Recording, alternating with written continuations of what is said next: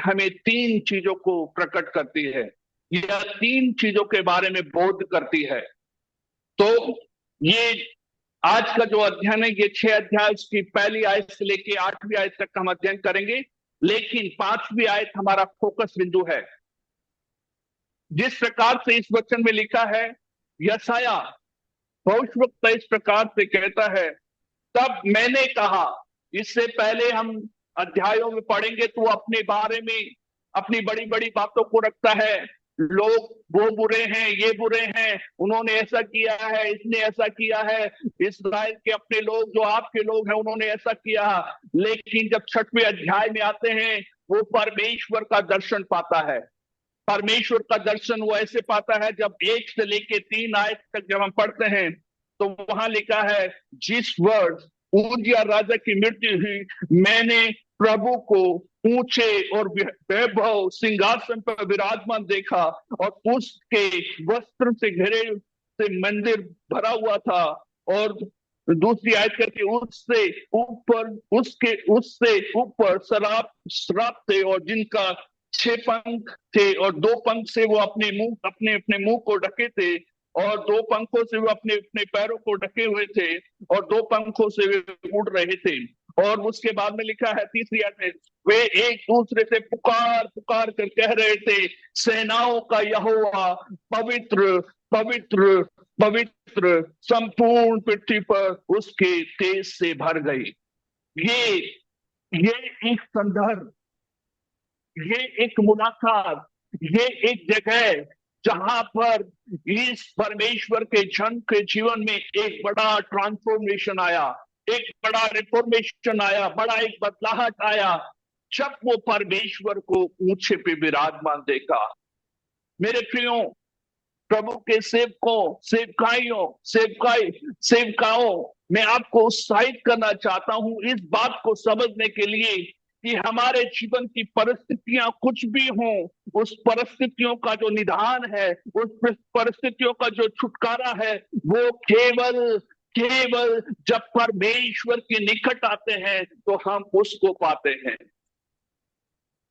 परमेश्वर के निकट में हमारे सवालों का जवाब है।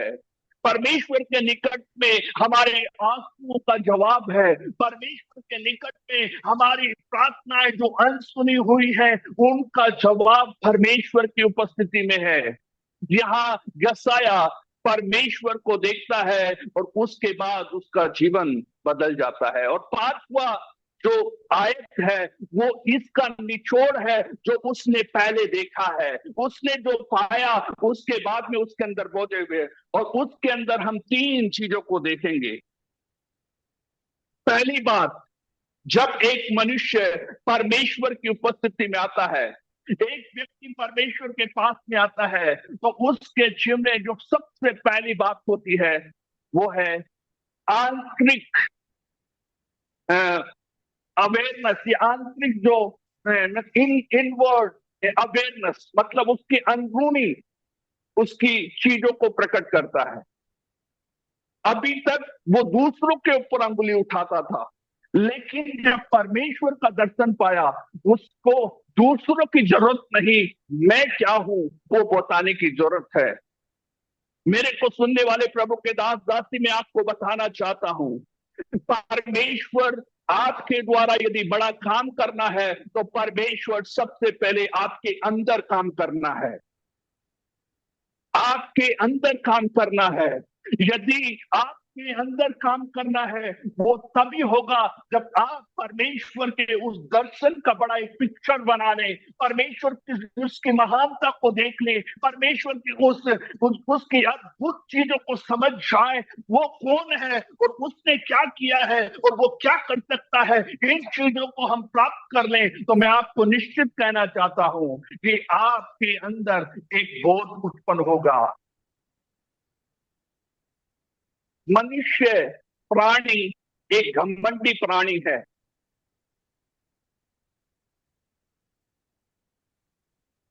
मैं हमेशा बोलता हूं,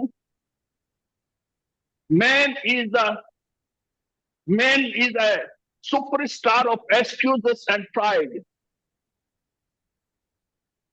हम करते थोड़ा है और बढ़ाते बहुत बड़ा है, बताते बहुत बड़ा है।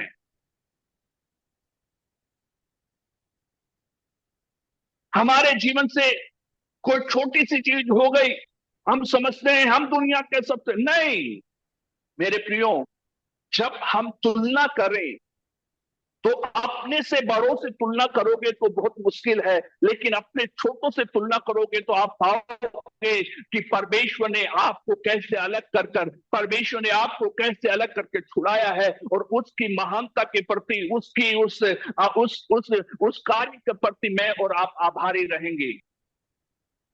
अभी देखिए उदाहरण के तौर पे, एक व्यक्ति के पास में हाथ नहीं है और परमेश्वर ने आपको दो हाथ दिया है।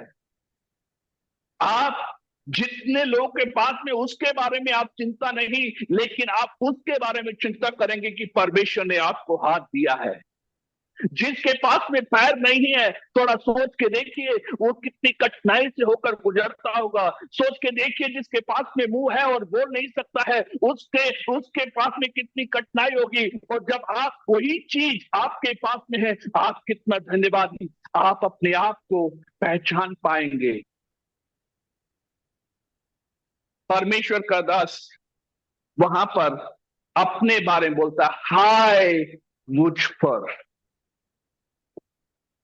और जब ऐसा एक कन्विक्शन हमारे अंदर आ जाए, ऐसा बोध यदि हमारे अंदर आ जाए कि मैं कुछ नहीं, पौलुस जो परमेश्वर का दास है, मैं समझता हूं नया नियम में पौलुस का जितना काम शायद दूसरे कोई सेवक ने किया नहीं। यही व्यक्ति था जो पहले कलीसिया को सताता था, यही व्यक्ति था जो परमेश्वर के लोगों के विरोध में था।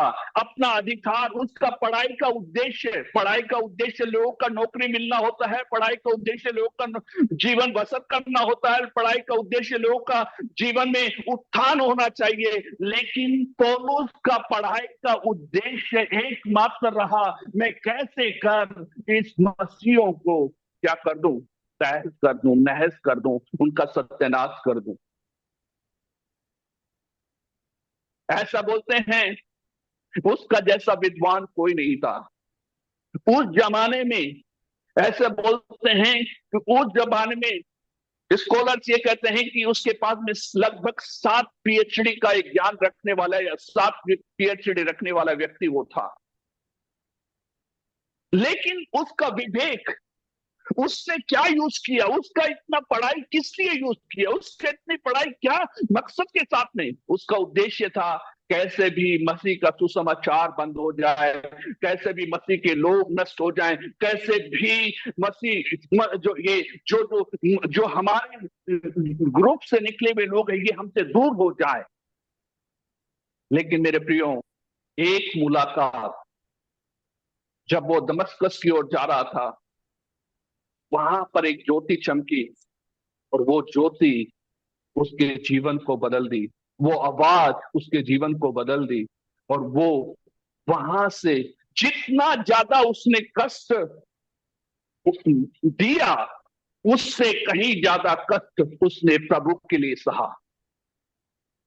जितना ज्यादा उसने प्रभु के लोगों को सताया, उतना ज्यादा उनके लिए आंसू बहा के प्रार्थना उसने किया।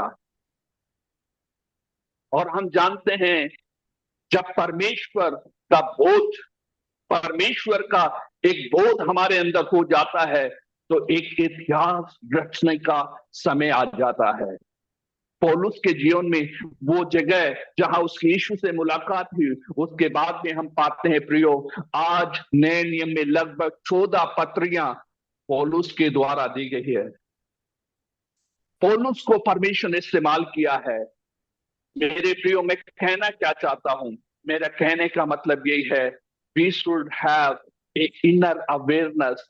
हमको ये समझना है मुझसे बढ़कर या मुझसे अच्छा कोई नहीं। मैं इस बात को समझता है कि मैं किसी से अच्छा नहीं हूं, मैं किसी से उत्तम नहीं हूं, लेकिन मैं जो भी कुछ हूं वो परमेश्वर की दया के कारण हूं। इसके अंदर बोध हो गया, इसके अंदर ये आ गया कि मैं अशुद्ध हूं, अशुद्ध हूं तो मतलब उसका मतलब क्या है? मुझे साफ होना है। मेरे प्रियो सेवकों, प्रभु के दास दासियों, हम सेवा में तो जरूर हैं, लेकिन ऐसा नहीं कह सकते कि हमारे जीवन में कोई गलती नहीं हुई है। ऐसा नहीं कह सकते कि हम कहीं पे गिरे नहीं हैं। ऐसा नहीं कह सकते कि मुझसे ये नहीं हुआ। आप मुझसे अच्छे हो सकते हैं या आप और किसी से अच्छे हो सकते हैं, लेकिन एक बात को ध्यान दीजिए, कहीं ना कहीं हम गिरे, कहीं ना कहीं हमारे पास एक कमजोरी है। और वो कमजोरी मेरे ऊपर, आपके ऊपर एक हाय को लेके आती है। वो हाय, वो जो कमजोरी है, वो आपकी ताकत तब बदलेगी जब आप उस सेनाओं के यहोवा जो पवित्र है, उसको जब आप ऊंचे में विराजमान, जब उसको ऊंचा देना करेंगे और जब आप उसको ऊंचा उठाएंगे, तब जाकर आप देखेंगे कि आपका जो इनर है वो बदल जाएगा। पहली बदखट जो होना है वो अपने अंदर होना है। मुझे मालूम नहीं है आपके जीवन का संघर्ष क्या है, आप किस चीज से झुलस रहे हैं, आप किस चीज से परेशान हैं, क्या चीज आपको निराश कर रही है, क्या चीज आपको तोड़ रही है। लेकिन मैं आपको उत्साहित करना चाहता हूं, मैं भी आपके समान एक सेवक हूं, मैं आपको उत्साहित करना चाहता हूं कि आप परमेश्वर को देखें, परमेश्वर के पास आए। आपका समाधान, आपका निवारण केवल परमेश्वर की उपस्थिति में है।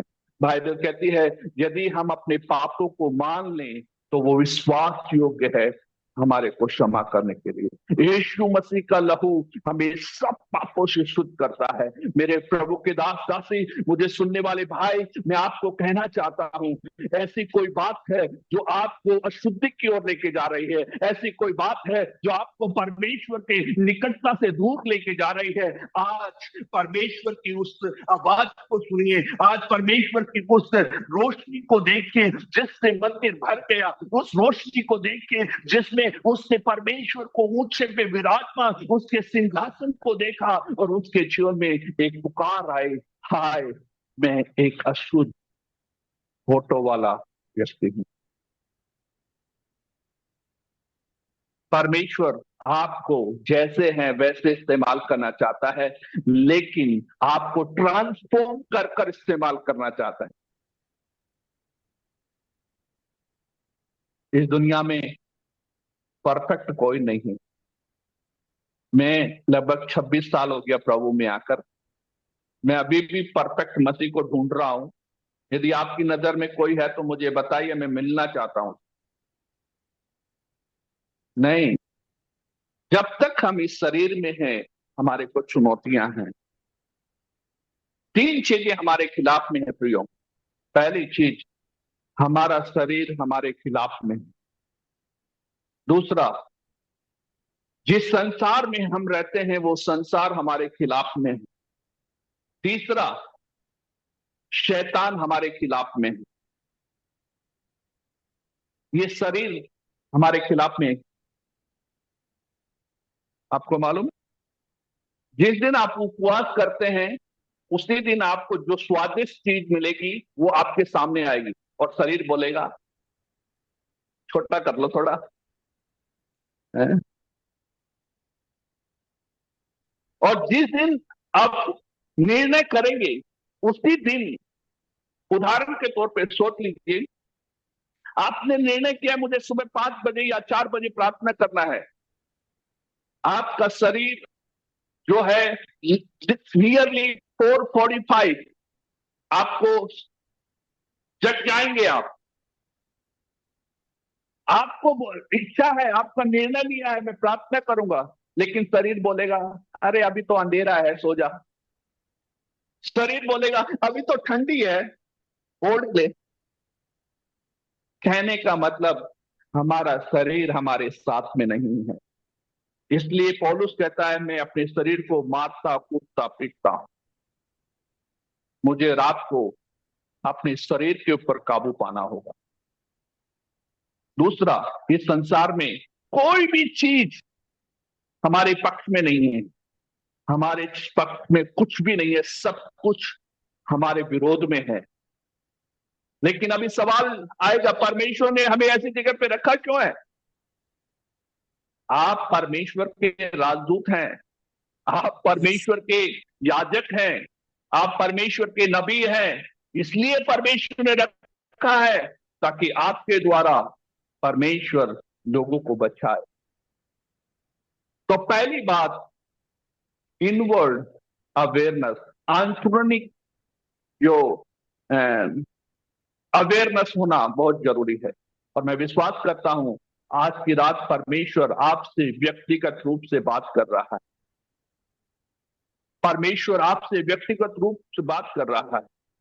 मैं एक बात बताना चाहता हूं, हमारी भलाई उसी में है कि हम मुड़कर वापस परमेश्वर के पास आ जाएं। हमारी भलाई उसी में है। परमेश्वर को मालूम है आपको कैसे पकड़ना है, परमेश्वर को मालूम है आपको वापस कैसे लाना है। उसके लिए कठिन नहीं है। याकूब के बारे में आपको मालूम है, आपको मालूम है, जोना के बारे में मालूम है। परमेश्वर जो काज चाहता है वो करता है। लेकिन मैं ये कहना चाहता हूं मेरे प्रियो, मुड़कर वापस आइए। आपको परमेश्वर इस्तेमाल करना चाहता है।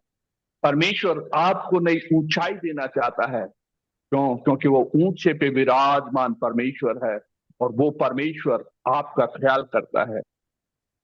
आप एक ऐसे परमेश्वर की आराधना करते हैं जो सर्वशक्तिमान है। यहाँ पे वचन लिखा है, भव्य सिंहासन पर विराजमान देखा। और वहां 5वीं आयत के उसके आखिरी भाग में लिखा है, महाराजाधिराज। हेलो, हम उस परमेश्वर की सेवा करते हैं, आराधना करते हैं। वो महाराजाधिराज है।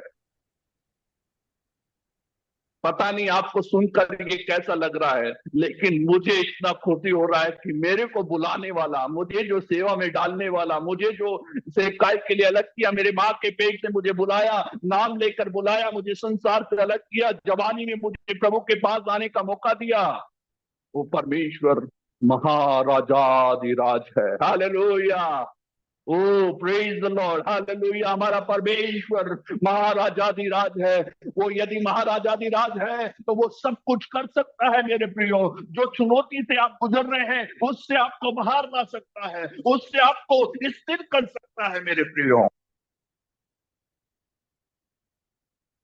मैं आपको थोड़ा मेरे बारे में बताना चाहता हूँ। मेरा नाम किशन लाल वर्मा है और मैं राजस्थान के अलवर जिले के थाना गाजी का रहने वाला हूँ। मैं प्रभु में 15 साल की उम्र में आया और पास्टर मॉरिस की जो मदर लो हैं उनके द्वारा उन्होंने मुझे सबसे पहले सुसमाचार सुनाया। उन्होंने मेरे लिए बहुत कष्ट भी सहा। मेरे जीवन में भी शुरुआती विश्वास के जब जब हम शुरुआत थे तब तो दिक्कत नहीं रही, लेकिन जैसे जैसे हम प्रभु में बढ़ते चले गए बहुत सारी समस्याएं। रिश्तेदार बैठने नहीं देते थे, पानी नहीं पीने देते थे, उनके घर आने नहीं देते थे। एक बार सुसमाचार के कारण मुझे और मेरे कुछ दोस्तों को पुलिस में बंद कर दिया। एक दिन मेरे पिताजी गुस्से में आकर मुझे बोलते हैं, तू ये तो यीशु से प्यार करता तो हमारे पास तेरे लिए कोई जगह नहीं। रात का 8 बजे का समय था, मुझे मालूम नहीं मैं कहाँ जाऊं, क्या करूं और क्या बोलूं। मैं रोते रहा रोते रहा। सुबह उठा और मैं बोला मैं यीशु से प्यार करता और मैं उसके लिए जाने के लिए तैयार। मैं दो एक पॉलिथीन में 2 कपड़े, 2 पैंट, 2 कमीज डालकर मेरे पिताजी गुस्सा में आके 50 रुपया देकर, हमारे गांव में एक आंटी आई थी अलवर से, उस आंटी के साथ में मैं चर्च में चला गया। और वहां जाने के बाद वहां एक प्रभु के दास से मुलाकात हुई। उन्होंने अपने बेटे जैसा पाला पोसा। आज जो भी हूं, परमेश्वर ने प्रभु के लोगों को, जो आपसे बात कर रहा है, एक व्यक्ति ऐसा था एक समय में अंग्रेजी भाषा में जीसस क्राइस्ट नहीं बोल सकता था। मैं पूछता था दीदी लोगों से यीशु मसीह को अंग्रेजी में, वो लोग थैंक यू जीसस बोलते रहते थे। मैं बोलता था दीदी ये यीशु मसीह को अंग्रेजी में क्या बोलो, बोलते हैं जीसस क्राइस्ट बोलो। बोलना नहीं आता था, बोलना नहीं होता था, क्योंकि मैं एक गांव का रहने वाला हूं। लेकिन जिस नाम को, जिस भाषा को मैं जानता नहीं था, परमेश्वर ने उस भाषा को दिया, और आज मैं उसी भाषा में भारत के 22 राज्यों में जाकर प्रचार कर चुका हूँ, 6 विदेश देश में जा चुका हूँ, ये 2 कॉन्टिनेंट्स में महाद्वीपों में जा चुका हूँ। ये सब परमेश्वर जब बुलाता है तो उसे ठहराता है। मेरे प्रियो, मेरे माँ बाप से मुझे 1 रुपया का सपोर्ट नहीं मिला। मैं इतने साल, लगभग 10 साल बाइबल स्कूल में पढ़ाई किया, 1 पैसा मेरे माँ बाप से मुझे नहीं मिला, लेकिन परमेश्वर ने अदृश्य रूप में अलग अलग माध्यम से मेरी जरूरतों को पूरा किया। मैं एक उदाहरण देना चाहता हूं। मैं जब बाइबल स्कूल में गया तो मैं वहां पहुंचने के बाद में मैं देखता हूं कि वहां के सब लोग रात में कपड़े बदलते हैं, लेकिन मेरे पास में कुछ नहीं है मेरा। तो मैं लोगों को देखकर मैं भी कुछ बदलना चाहता हूं, लेकिन मेरे पास में कुछ नहीं है। मैं बाजार में गया, 50 रुपए मेरे हाथ में था, एक हाफ नेकर लेने के लिए गया। मेरे पास में वो हाफ नेकर लेने के लिए, मेरे गांव में वो नेकर 35 रुपए की है, लेकिन जब मैं वहां गया तो वो 80-85 रुपए की थी। मेरे पास से पैसा नहीं, मैं वापस आ गया। लेकिन जिस रात में मैं सोने जा रहा था, एक आंटी अपने बच्चों के साथ में आती है, और वो आंटी के हाथ में एक पॉलिथीन है, और वो आंटी आकर मुझे पूछते हैं, नाम लिख। मैं तो जानता भी नहीं उनको, वो मेरे को नाम लिख के बुलाते हैं, किशन कैसा है, ठीक है, अच्छा से रहना, प्रभु तेरे साथ में है, पढ़ाई करना, ऐसा ऐसा बोल रही थी। और उन्होंने वो पॉलिथीन दे दिया मुझे। बात करने के बाद में वो जाने लगी। मैं बोला, आंटी आपका पॉलिथीन? बोला, नहीं ये तेरे लिए है, बताना मुझे। मैं जब अंदर गया तो मैं क्या देखता हूँ, उसमें एक हाफ नेकर और एक टी शर्ट। मेरा दिल इतना खुशी से भर गया। मैं ये नहीं समझ पाया कि आंटी को ऐसे कैसे मालूम पड़ा कि मुझे वो केवल मुझे हाफ नेकर, वो एक साबुन ला सकती थी, वो चप्पल ला सकती थी, या कुछ भी ला सकती थी, लेकिन उस रात ने मुझे इस बात को एहसास दिलाया, मैं तेरा परमेश्वर हूं, मैं तेरी जरूरतों को पूरा करूंगा। आज रात में मुझे सुनने वाले भाई बहन, मैं आपको बताना चाहता हूं, जो यीशु मसीह ने मुझे इतने साल चलाया है, वही यीशु मसीह आपका परमेश्वर है, वही यीशु मसीह आपको चलाएगा, वो आपकी जरूरत को पूरा करेगा। वो परमेश्वर के हम सेवा करते हैं, वो परमेश्वर भिखारी नहीं है, वो राजा भी राजा है, वो महाराजा है, वो मेरी जरूरतों को पूरा कर सकता है। बहुत सारी गवाहियां मेरे पास में है, परमेश्वर ने जो मेरे जीवन में किया है। मैं परमेश्वर का धन्यवाद करता हूँ कि वो परमेश्वर, महान परमेश्वर को जानने का मुझे मेरी जवानी में मौका, 15 साल की उम्र में मुझे प्रभु को जानने का मौका दिया। मैं प्रभु का धन्यवाद करता हूँ। मैं आज रात में आपको यही कहना चाहता हूँ, आपका जो इनवर्ड अवेयरनेस होना बहुत जरूरी है। आपको ये जानना जरूरी है आप कौन है। आप पापी थे लेकिन पापी नहीं है, आप धर्मी हैं, यीशु मसीह के द्वारा धर्मी ठहराए गए हैं। आपको धर्मी परमेश्वर ने बुलाया है, आपको परमेश्वर ने अपनी अपनी संतान बनाया है, वो आप उसके लिए बहुमूल्य हैं। बाइबल कहती है आप उसकी अंगूठी के नगीने हैं। बाइबल कहती है उसने आपका नाम अपनी हथेली में लिख के रखा है। परमेश्वर कोई ऐसा ऐसे व्यक्ति को नहीं, वो आप परमेश्वर के लिए बहुमूल्य है। मुझे मालूम नहीं है, शायद इस ग्रुप में कोई ऐसा होगा जो अपने आप को टूटा हुआ महसूस कर रहा होगा। मैं इतने साल से सेवा में हूँ, कुछ नहीं हो रहा है, मैं इतने साल से ये कर रहा हूँ, मैं कुछ नहीं हो रहा, लेकिन मैं आपको बताना चाहता हूँ, आप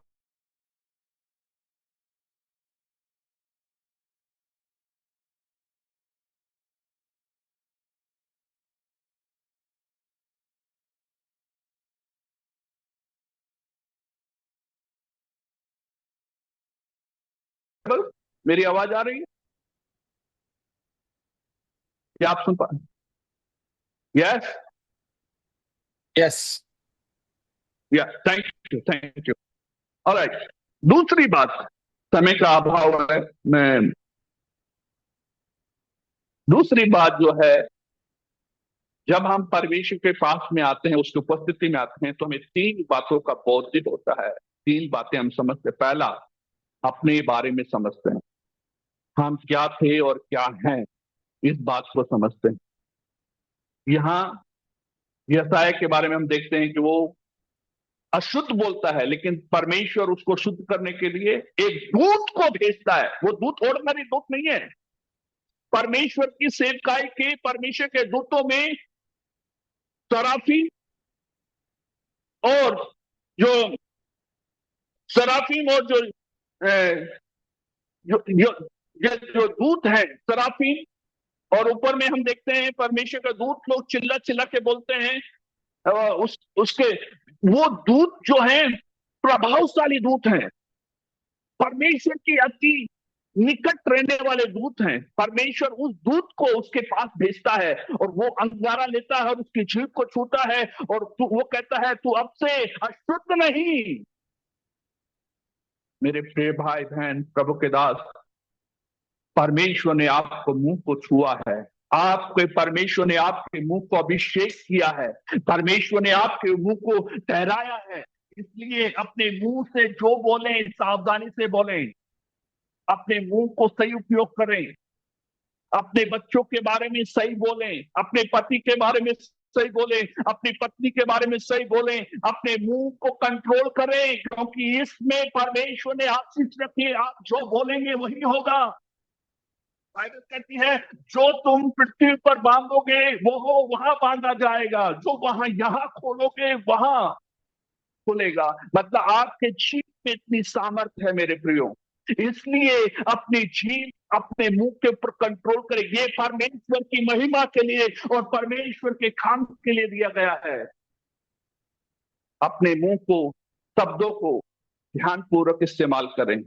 आप ऑर्डिनरी नहीं है। आपको लगता होगा अरे मेरे पास में अच्छा घर नहीं है, मेरे पास में गाड़ी नहीं है, मेरे पास में ये नहीं है, वॉशिंग मशीन नहीं है, फ्रिज नहीं है, ये लगता होगा, लेकिन वो आपको आशीषित नहीं बनाते। आपको आशीषित परमेश्वर बनाता है। परमेश्वर आपको प्यार करता है। अपने शब्दों को इस्तेमाल करें, सही शब्दों को इस्तेमाल करें। दूसरा दूसरा हम देखते हैं वो है आउटवर्ड अवेयरनेस। बाहरी बाहरी बोध होना। इस पहले में हमने देखा आंतरिक। आंतरिक मतलब जब उसने मान लिया कि मैं पापी हूं, मैं अशुद्ध हूं, तो परमेश्वर ने उसको छू लिया, उसको पवित्र कर दिया, उसको सेवा के लिए बुला लिया। अभी दूसरे में बुलाया क्यों? क्यों परमेश्वर ने आपको बचाया? क्यों परमेश्वर ने आपको अलग किया? दुनिया में लगभग 700 करोड़ लोग हैं। मेरी बात सुन रहे हैं आप? दुनिया में लगभग 700 करोड़ लोग हैं। उन 700 करोड़ लोगों में आप तो इतने विशेष तो नहीं है, आप इतने सुंदर तो नहीं है, आप इतने पैसे वाले तो नहीं है, आप इतने क्वालिफिकेशन तो नहीं है, कुछ नहीं थे। लेकिन परमेश्वर ने उस 700 करोड़ लोगों में से आपको बुलाया। आपके मोहल्ले से, आपके गांव से, आपके समाज से। थोड़ा सोच के देखिए, मेरा नाम किशन लाल वर्मा है। मेरे से पहले कितने वर्मा लोग आगे। ऐसी पीढ़ी चली गई जिन्होंने यीशु के बारे में जाना ही नहीं। ऐसी पीढ़ी चली गई जिन्होंने कभी यीशु का नाम नहीं सुना। मैं भी ऐसे ही चले जाता, लेकिन परमेश्वर का बड़ा अनुग्रह मुझ पर हुआ, आप पर हुआ। यादव भाई, सैनी भाई, जो भी समाज से आप आते हैं, आप परमेश्वर का विशेष अनुग्रह। आप अपनी पीढ़ी के लिए, अपने समाज के लिए एक अब्राहम है, अपने परिवार के लिए एक, अपने समाज के लिए एक सहारा है। आप परमेश्वर ने चुना क्यों?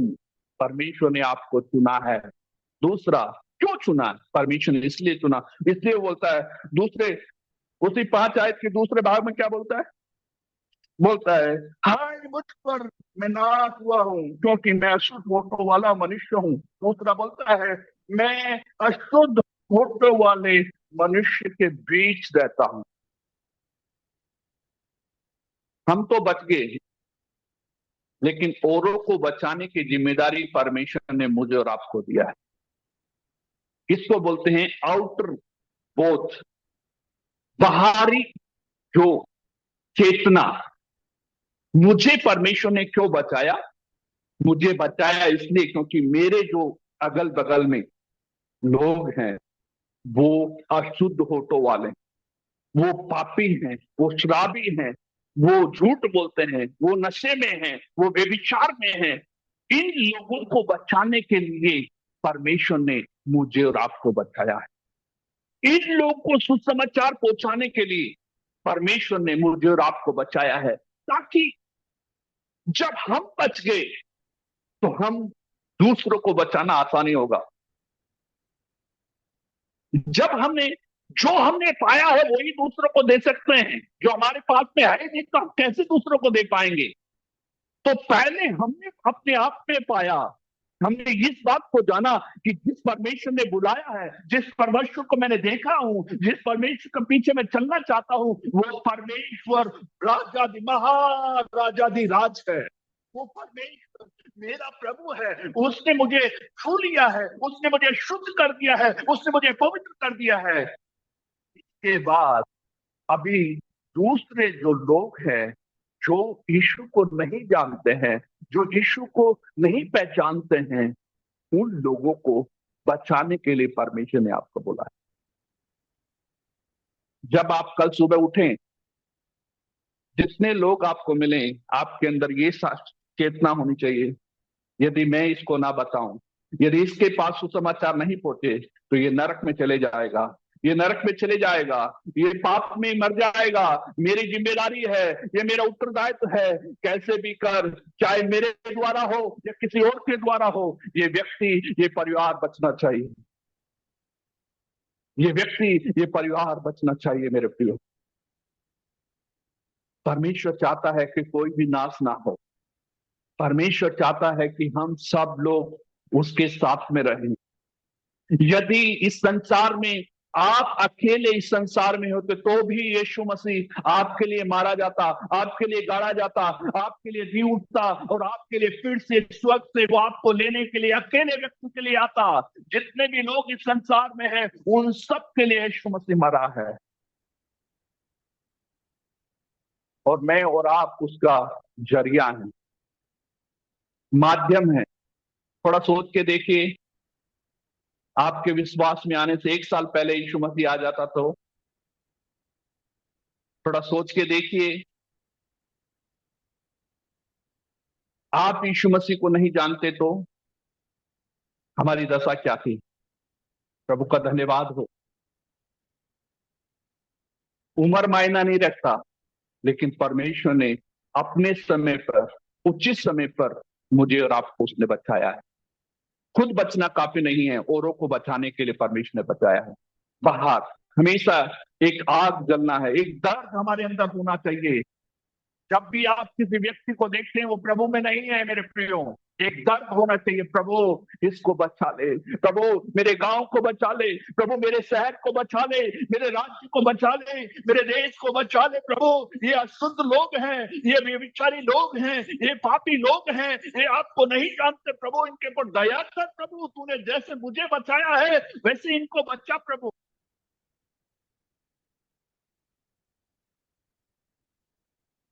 और मेरे प्रियो, आप देखेंगे आपकी आंखों के सामने, आपको खुशी होगा कि जिस व्यक्ति, 3 चीजें होंगी जब हम स्वर्ग में जाएंगे, तो 3 चीज होंगी, ध्यान दीजिए। पहला, जिस व्यक्ति के बारे में आप सोचते हैं कि ये व्यक्ति स्वर्ग में होगा, उस व्यक्ति के लिए आप पूरा स्वर्ग ढूंढेंगे लेकिन वो व्यक्ति नहीं मिलेगा।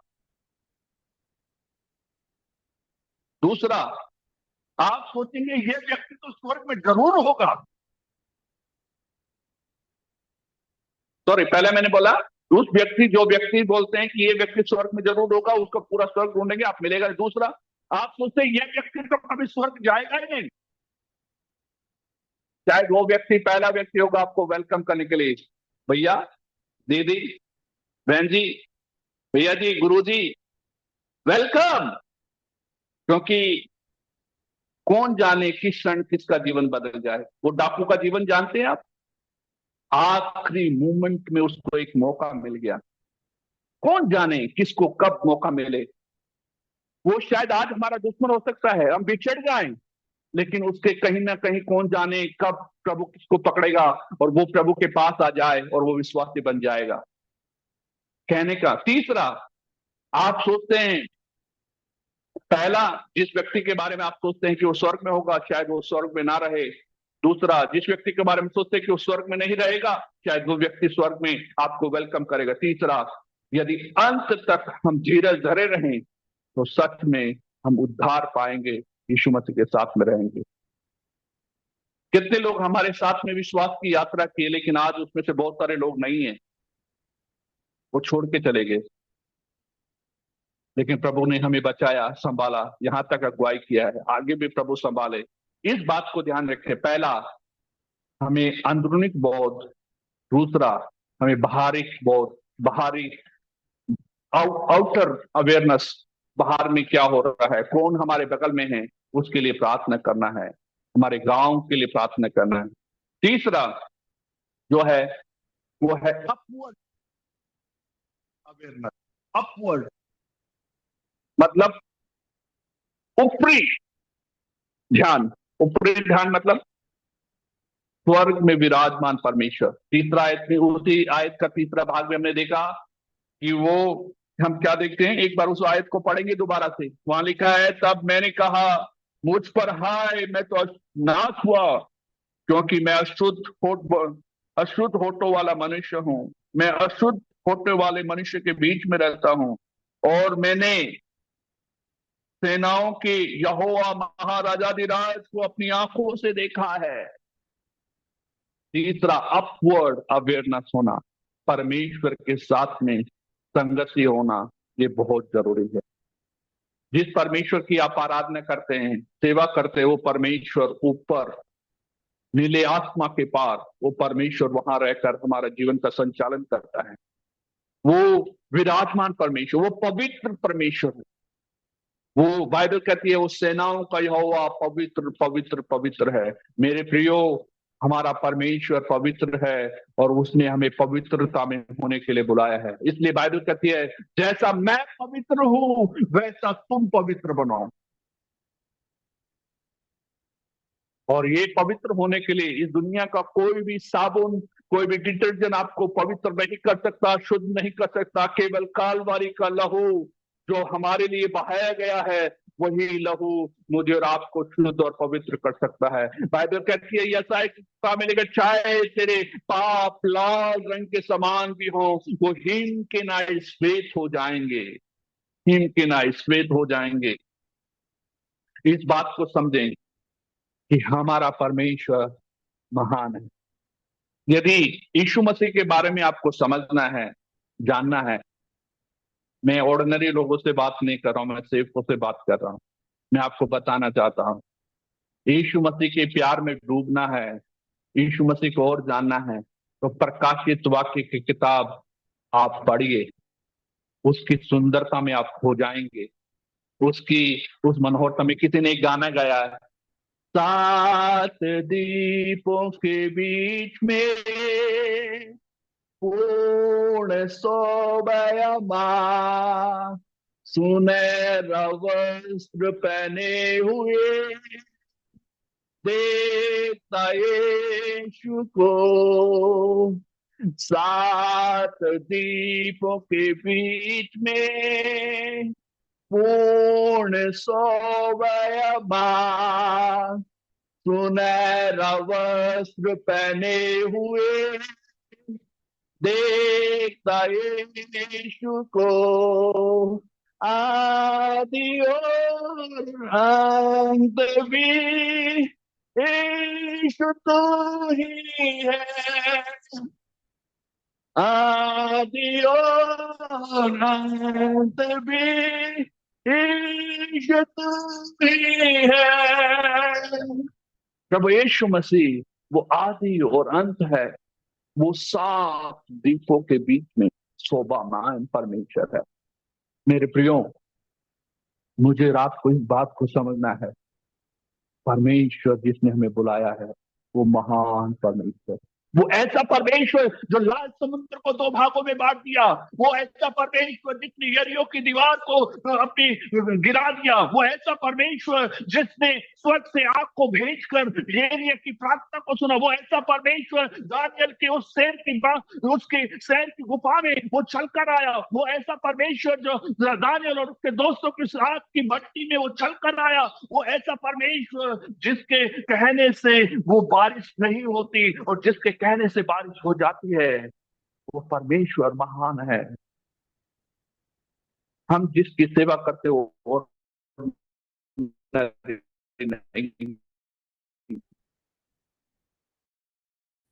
नहीं, साल मैं आपको एक बात समझाना चाहता हूं। परमेश्वर ने इस्राएल लोग को, कितने लोग, लगभग 20 लाख लोग, 6 लाख पुरुषों की गिनती बाइबल बताती है। 6 लाख पुरुष से स्त्रियां देखो, बच्चे देखो, वहां पे दो हमारे दो तो जैसे थे नहीं, वहां तो हो सकता है याकूब को 12 संतान थी, 13 संतान थी, तो ऐसे कितनी सारी, लगभग 20 लाख लोगों को परमेश्वर ने 40 साल उनको खाना खिलाया। मेरे प्रिय भाई बहन, क्या परमेश्वर आपकी जरूरत को पूरा नहीं कर सकता? क्या परमेश्वर आपका ख्याल नहीं कर सकता? क्या परमेश्वर वो इस्राएल लोग का ही परमेश्वर था, आपका परमेश्वर नहीं है? नहीं, वो परमेश्वर कहता है, वो बाइबल कहती है, जवान सिंहों को तो घटी होती है, लेकिन यहोवा के डरवैयों को किसी भली वस्तु की गठी नहीं होगी। अपने मुंह से बोलिए, अपने मुंह से मांगिए। मैंने अपने जीवन में हर चीज प्रार्थना के द्वारा पाया हूं। परमेश्वर ने मुझे सब कुछ दिया। मैं एक गवाही देना चाहता हूं। आज से 4 साल पहले मेरे पास में एक कार नहीं थी। मैं बहुत समय से प्रार्थना कर रहा था, लेकिन एक दिन मेरे को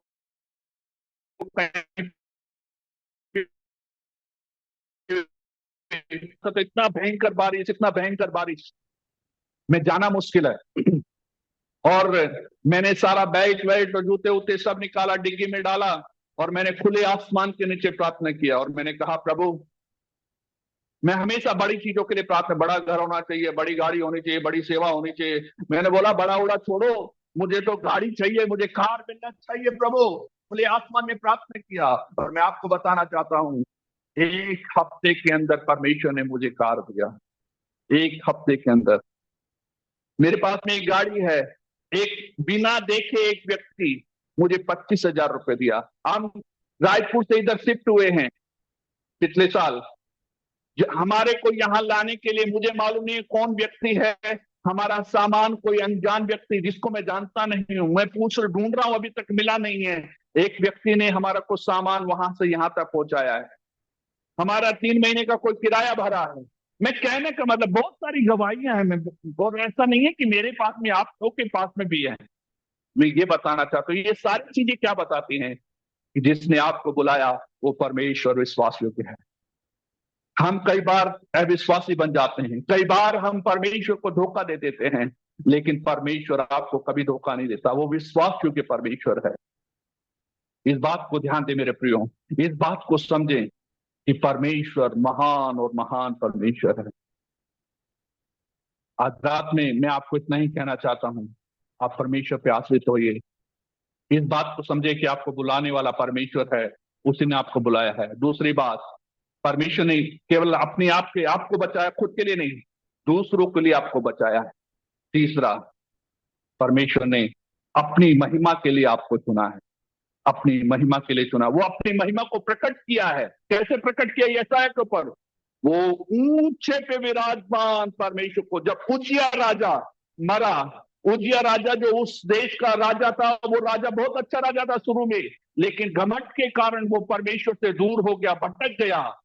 और उसकी मृत्यु के बाद परमेश्वर ने यशायाह को दर्शन दिया, और यशायाह एक ऐसा भविष्यवक्ता बन गया जिसमें यशायाह किताब फुल ऑफ प्रॉमिस, यशायाह किताब को पढ़ने से वायदों से भरी, मैं तेरे साथ में हूं, तू नदी से होकर चलेगा तो मैं तुझे संभालूंगा, और वो एक कुंवारी गर्भवती होगी, वो एक बेटे को उत्पन्न करेगी, और ऐसे वायदों से भरी हुई ये किताब हमारे लिए दी गई है। किस व्यक्ति, जो अशुद्ध होठों वाला व्यक्ति था, जब परमेश्वर ने उसे छू लिया, वो परमेश्वर का एक उपयोगी पात्र बन गया और एक आशा से भरी। यशायाह की किताब सबसे ज्यादा उपयोग की गई किताब है, सबसे ज्यादा उपयोग की गई किताब है यशायाह की किताब, जहां जिसके वचन कोट करके नया नियम में लिए गए। मैं क्या कहना चाहता हूं, मैं ये कहना चाहता हूं मेरे प्रियो, हम टूटे हो सकते हैं, लेकिन टूटे हुए बर्तन को परमेश्वर इस्तेमाल करना चाहता है। इतना है, आप अपने बारे में समझें, परमेश्वर के बारे में सुनें, दूसरों के बारे में ध्यान दें। परमेश्वर हमें इन वचनों के द्वारा बहुत बहुत आशीष दे। मैं पास्टर निशिकांत का बहुत तहे दिल से धन्यवादित हूँ कि आज रात में उन्होंने मुझे सेवा करने के लिए बुलाया। प्रभु आप सबको बहुत आशीष दे, और मेरी इच्छा है कि कभी प्रभु चाहे तो हम एक दूसरे को चेहरा फेस टू फेस भी मिलकर हम प्रभु की महिमा कर पाए। प्रभु आप सबको बहुत बहुत आशीष दे। मैं स्पेशली मॉरिस जीजा जी के लिए धन्यवाद करता हूँ कि वो भी आज हमारे साथ में रहे। प्रभु उन्हें भी बहुत बहुत आशीष दे। May the lord bless you all. Thank you. Pastor ji एक प्रार्थना कर लीजिए, अंत में आप ही प्रार्थना से हम खत्म करेंगे। आइए हम प्रार्थना करेंगे। स्वर्गीय पिता परमेश्वर, हम आपका धन्यवाद करते हैं। आप हमारे महान परमेश्वर है प्रभु। हम आपका जितना भी शुक्रगुजार करें वो कम है प्रभु। आपने हमें माँ के गर्भ से सुना, और प्रभु जब हमें बोलना नहीं आता आपने सिखाया। प्रभु आपने हमारे मुंह को छू लिया, और परमेश्वर आप अपनी सेवकाई में जिस प्रकार पौलुस कहता है, मैं अपने प्रभु यीशु मसीह का धन्यवाद करता हूं कि उसने मुझे विश्वास योग्य समझा और अपनी सेवकाई में रखा। प्रभु हम इस योग्य नहीं थे, लेकिन आपने हमें योग्य बनाया है, इसके धन्यवाद करता हूँ। आज सुने हुए हर एक प्रभु के दास दासियों का धन्यवाद करता हूँ। प्रभु मुझे मालूम नहीं उनकी समस्याएं क्या है, लेकिन मुझे मालूम है प्रभु आज रात में आपने उनसे बातचीत किया है। प्रभु आपने उनकी परिस्थितियों को बदल दिया है। प्रभु मैं जानता हूँ खुदा हूँ, आने वाले दिनों में बड़ी बड़ी गवाहियों को सुनने के लिए कुछ सहायता मदद कर। पास्टर निशिकांत और उनके परिवार को आपके हाथ में समर्पित करता हूँ। आपकी सेवकाई में और भी सामर्थ्य रूप में अजमेर शहर में और देश के अलग अलग भागों में, और प्रभु जी अपनी सामर्थ्य के साथ इस्तेमाल कर। प्रभु जी पास्टर मॉरिस कल्चर के लिए धन्यवाद करते। प्रभु उन्हें भी तू आशीष, और भी जितने प्रभु जी तेरे सेवक लोग हैं प्रभु उन सबकी सेवकाई को आशीष कीजिए। प्रभु आने वाले दिनों में बड़ा रिजल्ट और फल देखने के लिए सहायता मिलती। आपने आज की रात प्रभु हमसे बातचीत कर उसके धन्यवाद। पवित्र आत्मा हम आपका तहे दिल से धन्यवाद करते हैं। प्रभु जी आपका वचन कभी व्यर्थ नहीं जाता है, ये सामर्थ्य है, दोधारी तलवार की नाई है। प्रभु होने दे आज रात प्रभु आपका वचन बहुत तेज से, जब हम बिस्तर पे जाते प्रभु, आज हम सोए नहीं, आपका वचन हमें प्रभु जी ढाढ़स देने पाए, हमारा प्रभु जी आपका वचन हमारे से बातचीत करने पाए। खुदा उनको सहायता कर, तेरी महिमा हो। प्रभु आपने प्रार्थना सुना, यीशु के नाम मांगता हूं, आमीन। God bless. आमेन। थैंक